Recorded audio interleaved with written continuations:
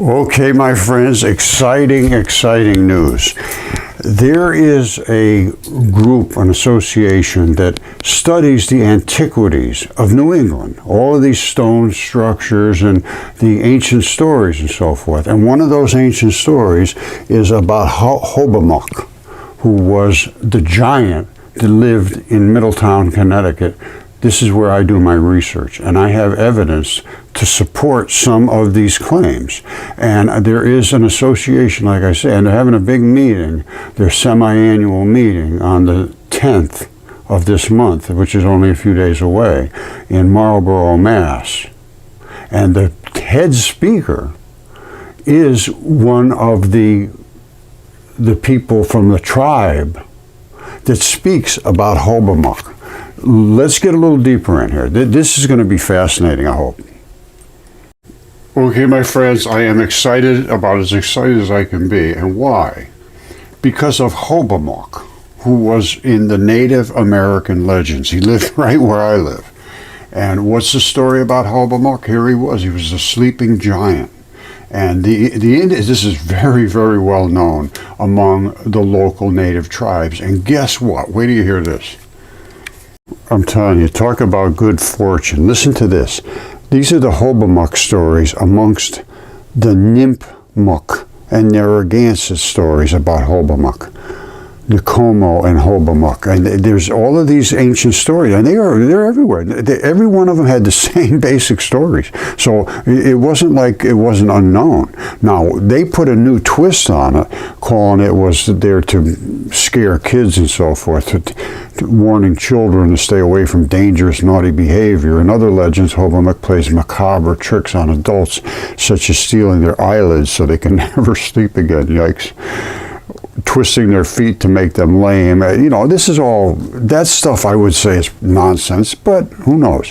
I mean, anyway, after the introduction of Christianity, they started seeing Hobomok as the devil, but everybody knew about him. It wasn't like he was unknown. Like I said, sometimes things just fall right into place. This is the New England Antiquities Research Association. For all in New England, these stone structures and all these things, they want to understand as much as they can. They're going to have the fall conference the 10th to the 12th of this month, November, in Marlborough, Mass. Now listen to this. The keynote speaker will be Andre Strongbearheart Gaines, a Nipmuc cultural steward and board member of the Native Land Conservancy. He's from the Nipmuc. That's where this is where Hobomok stories pretty much originated. And he's the keynote speaker. Now this is coming up only in a week or so, the 10th to the 12th at the Courtyard Marriott in Massachusetts. I'm thinking about this a little bit because I'd like to see him interact with the actual physical evidence that I have, not just guesses. All right, so this is Hobomok, and this is the sleeping giant, and I do have some very serious information about this. However, I also have DNA-tested human remains that Yale finally came around and agreed that it was, here it is right here, exceptional preservation of soft-bodied creatures right here in Connecticut. And I presented all my work to them years before this, and then they published this paper in 2016 that said, yes, all of these soft-bodied creatures were preserved in the manner that I talked about, which I used a couple different terms back then, but it was basically mud fossils.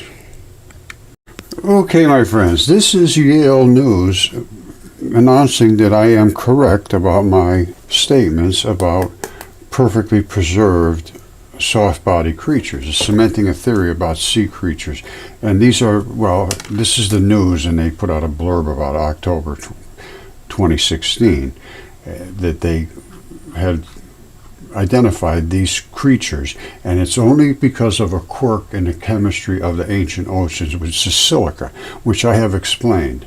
But they did say, yes, exceptional preservation of soft-bodied creatures by silica-rich oceans. It was a worldwide flood, and it was a hot water flood created the silica.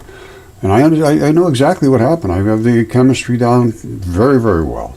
Its phospholipid membranes leaked their phosphorus out and it became actually aluminum silicates, which is feldspar. Everything, all the mudfossils, 100% of them are coated with feldspar. And they say if you can find a rock that's not coated with feldspar, it's a rarity, and that's true.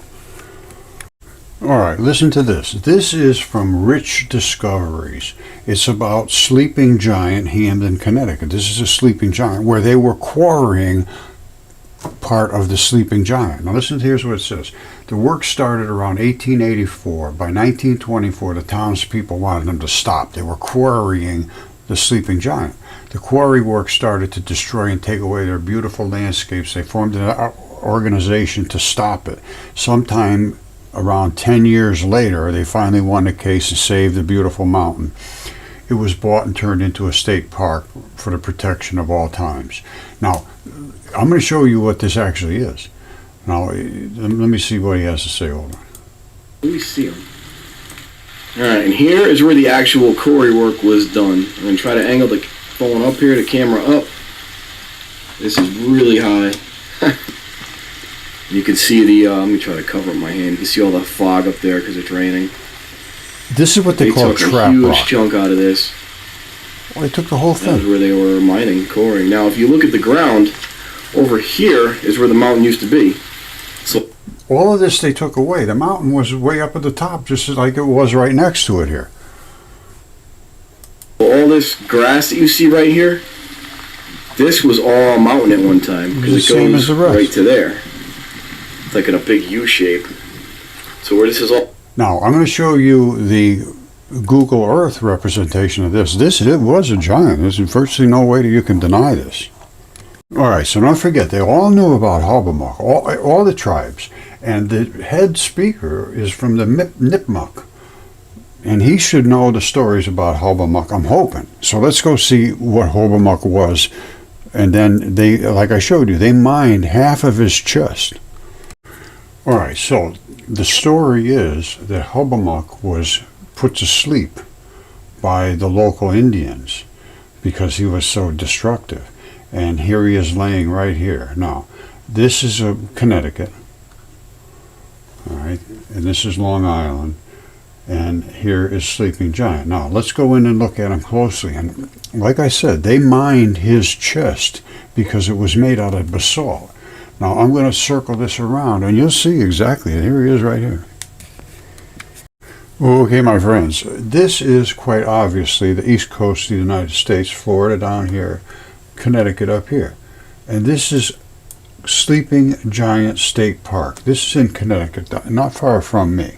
And I've done a lot of research on this. And I'm going to show you what this sleeping giant actually is. So get ready, let's take a look from Google Earth. All right, this is an overlay. And this is what I say is the giant, and this is his body. Now, they removed all of this stuff up in here, his chest.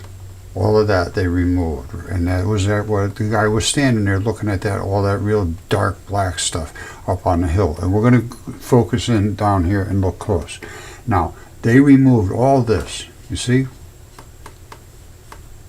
They just came in and excavated that. That's what it was flat. That's what he was standing on, saying this was at one time was a mountain, the same as this. And he's looking right into the mountain as we will. Now, you see these green spots? You see these very green spots? Here, right up here by his neck, at the knee, at the feet, where the fleshy stuff is on his gut. That's very green there. Well, why is it so green there? And you can see it's only green basically in where his body is. The rest is runoff, but it's not where something really can dig in and grow into some literally flesh. And that's what this was, because it was a giant and flesh. And I see it all the time, extreme green where there was a lot of blood.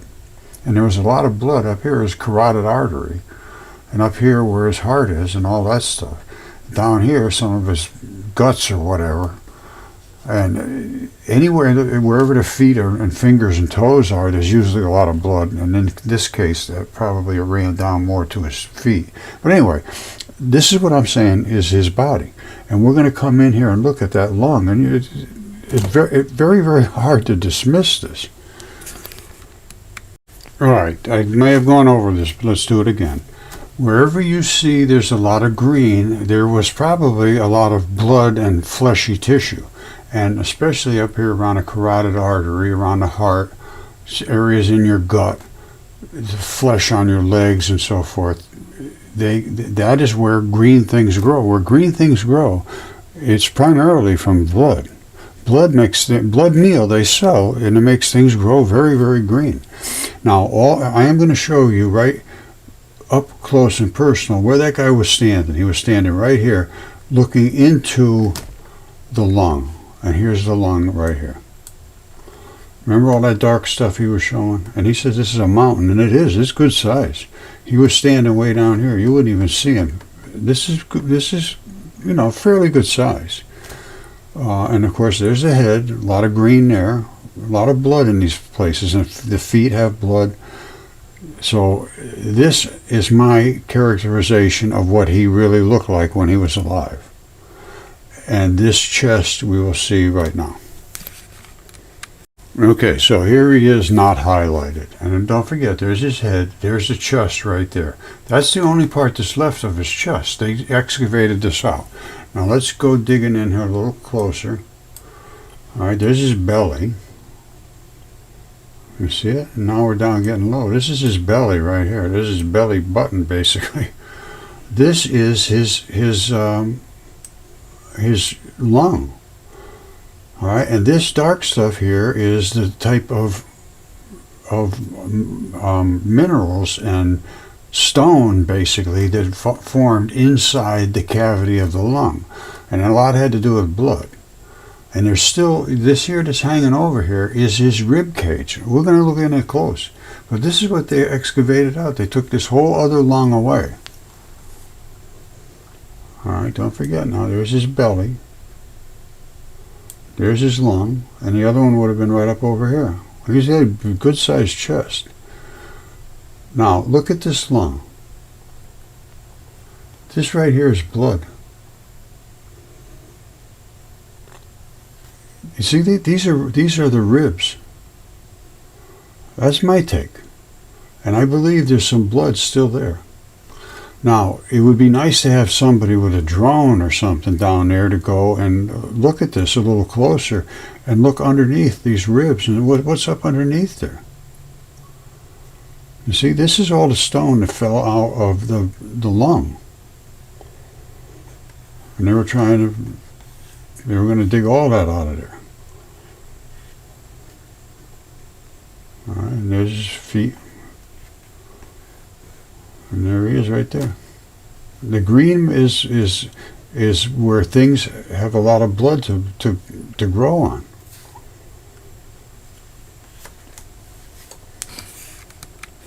All right, so if you come up to my channel, I had just put this up 2 days ago. Native American Giant History in New England and the Hobomok stories from the indigenous tribal people. And again, this place here, where is it?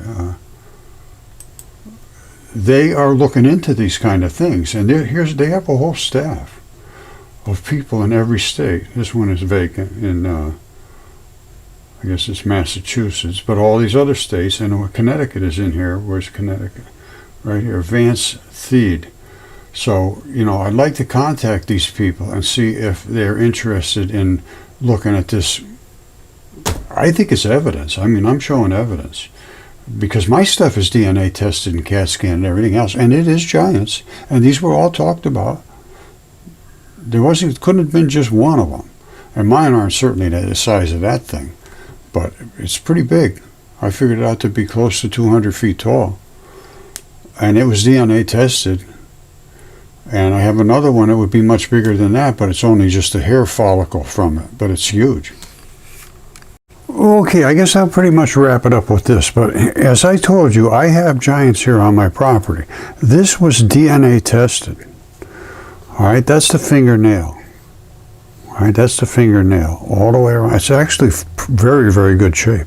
There's the little pad that sits on the bone that makes it so it doesn't rock and crunch your other next bone. There's a little floating pad there.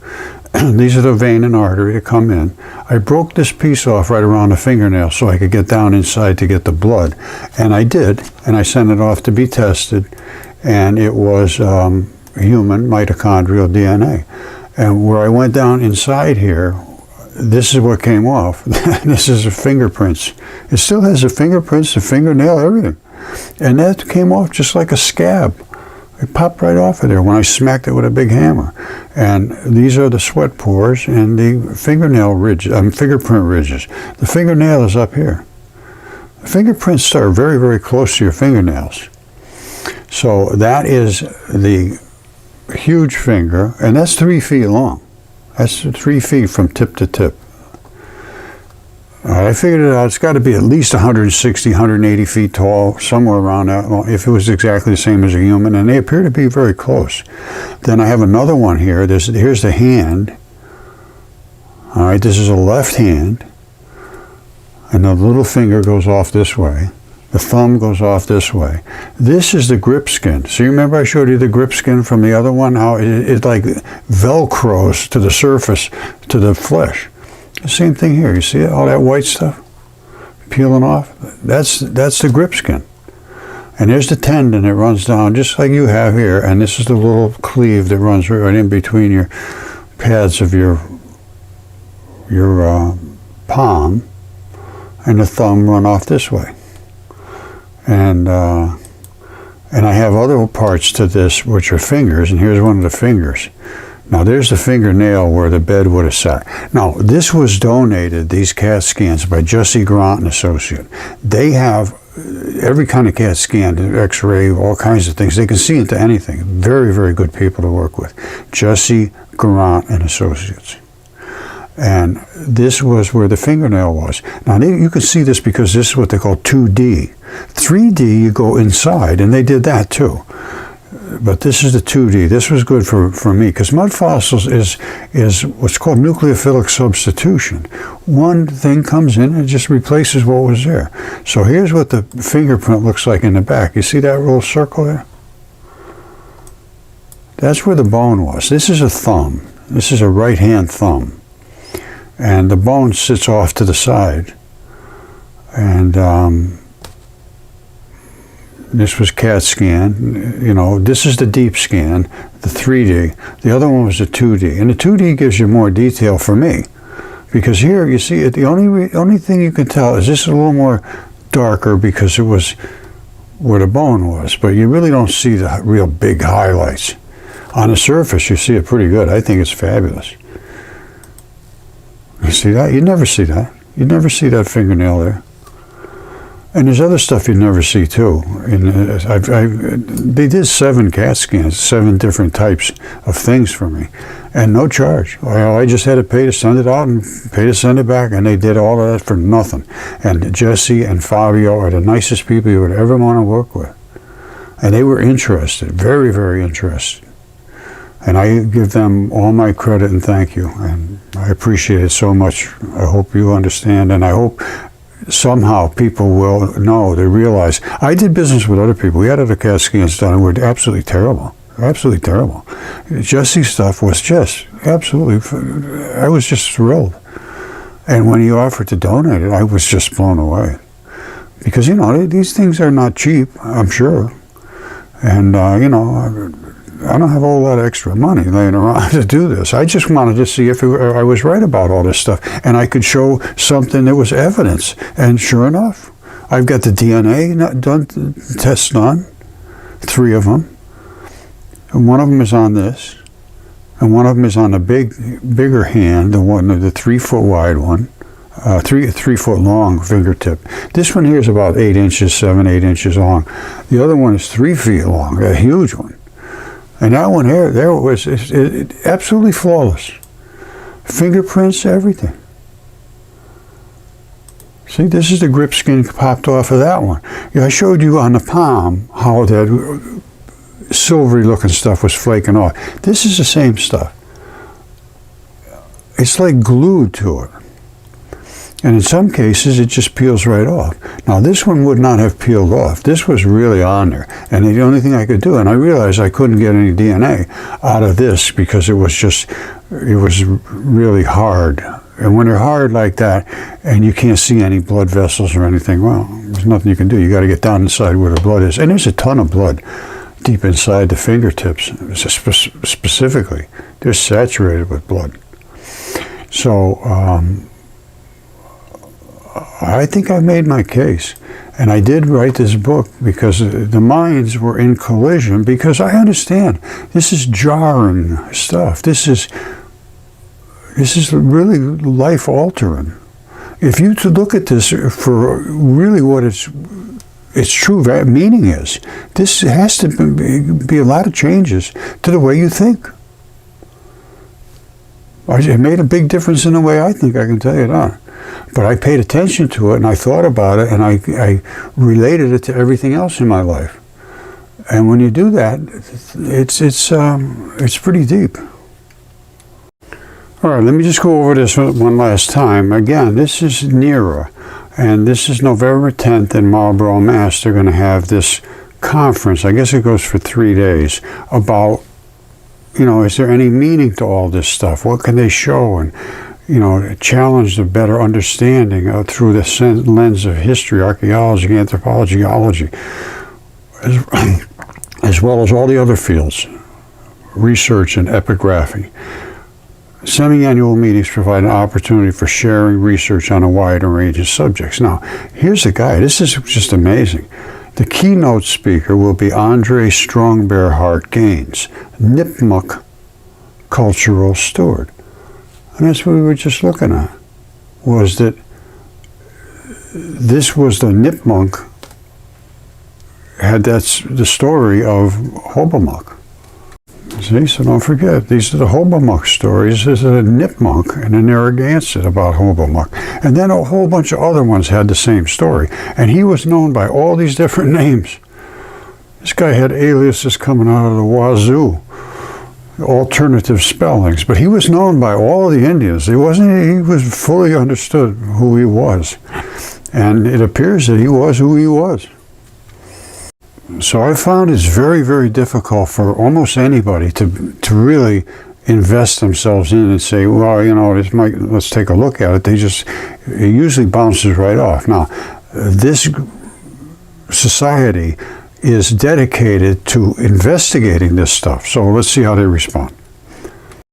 All right, this is the first I've ever heard of these people, but they sound pretty interested. Their research, the past, the present, and the future. It involves archaeology, OSL dating, archaeoastronomy, historical research. It looks like they do the whole thing. Now, are they open to the kind of research I do? Because what I'm doing is not something that's unsupported. I have support for everything I say. So let's see if they respond and how they respond. But I'm going to try to email some of them and just mention, maybe they take a look at the video, and who knows. But this should be examined because it's got some meat to it. Let's put it that way. These aren't just bones. These, it really, and then again, Yale also agrees. They agree, exceptional preservation, soft-bodied creatures by silica-rich oceans. This is exactly what I sent to them, and exactly that it was the silica and the salt, and it was silica-rich oceans. The oceans flooded the entire world. All of this stuff was written about in the ancient past, and Yale and all the rest of them, they can't even handle this. They're just, I don't want to talk about it. This goes back to 2016. And I had flooded them with stuff for 4 or 5 years before that. And finally I wrote a book in 2015 and put out a paper called Fascist Facilitated Fossilization, where I went after them, and then they put their paper out and say, yeah, all that stuff is true. Roger was right. Yale-led research team. No, it was Roger-led research team. I don't care. I just want it to be known. And they say it says exactly what I told them in this paper from Yale News. And this is when they just wrote their paper, end of 2016. My book was up at 2015, 2016, just right at the beginning of 2016, and my paper was up right in that area too, 2015 actually. Is this it right here? No, that's typos. Hold on. All right, I'm going to leave it at this. I put this paper out finally back in 2015 about fascia and how it facilitated the fossilization. At that time, I was going to call it fascia-facilitated fossilization because that's what it is. The coating of all these membranes preserves what's inside of them. That's exactly what it is. However, it's the mud, really, that did the job. And it was the hot water, and there's a lot of stuff come into play now. But I wrote this paper saying that when confronted with the spectacular preservation in mud, which is all my stuff, is spectacular, amazing preservation, I'm always asked, how is this possible? And then I have to go into all this stuff about the stuff that I presented to Yale about all of the different chemistry and soaking in the water and the hot water flood and enzymes, and I mean it's not something you can just flip off like that and say, oh, it just happened. Well, it did, but there was a lot of chemistry, there's temperatures, there's all kinds of things involved. But anyway, I had it all locked down, and I still do. So I would like to speak to somebody that really, really wants the truth to be examined, not just to fluff it to the side and say, it's just too much, we can't handle it. And that's really what I found. Even with the evidence that I have, DNA reports, CAT scans, specimens, blood coming out of these rocks, all over the place. It's not just one here and one there. I have absolutely undeniable evidence if it would be examined. That's the key.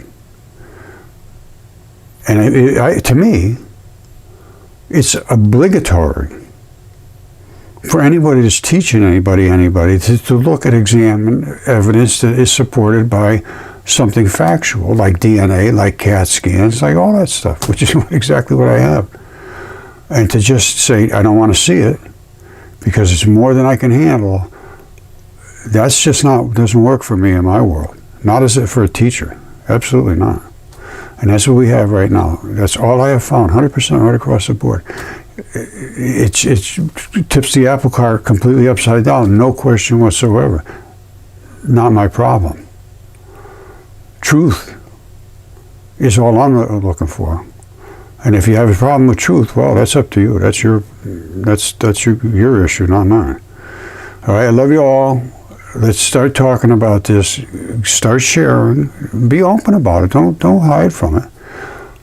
I know people are going to treat you silly for a while, but you'll be able to treat them silly in the end because they're just not people that'll listen. They're people that have no ability to think for themselves.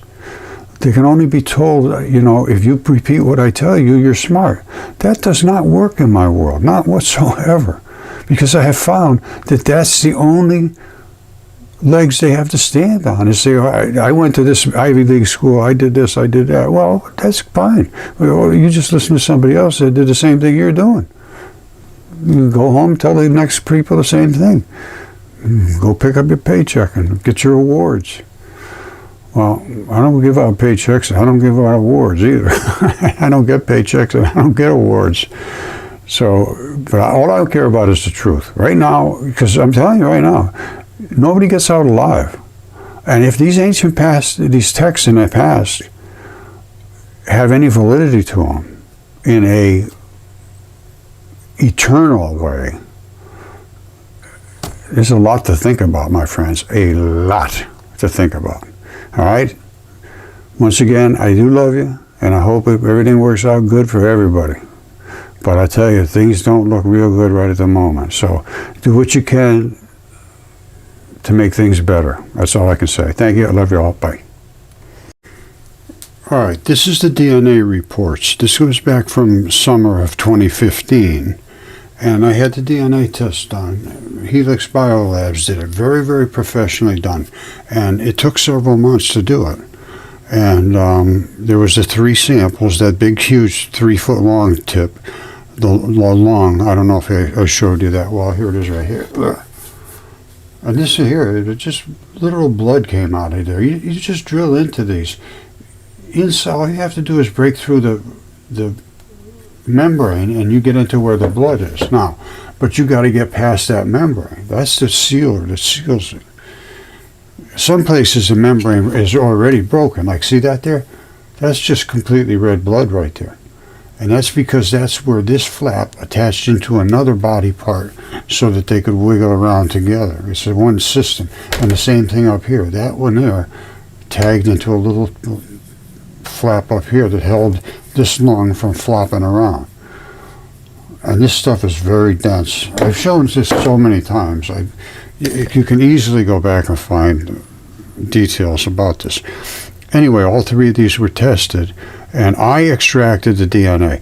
The people that did the test on what I sent them, which was the extracted tissues, basically, which mostly were all red blood, basically. I mean, I'm telling you, stuff comes out amazing.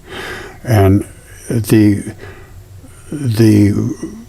Mudfossil hand, the big hand there, that one there, I did a fingertip from it. And that one wasn't as dense in the DNA, but it was still good. No, and they did it for all this stuff, whatever this stuff means. But it does come down to here where they did the gels, and they could see it very clearly what they were. And it said excellent quality right here. You see, excellent quality DNA sequence was obtained for the 36-inch tip, that big long with 3-foot long fingertip, and the lung, which is this right here.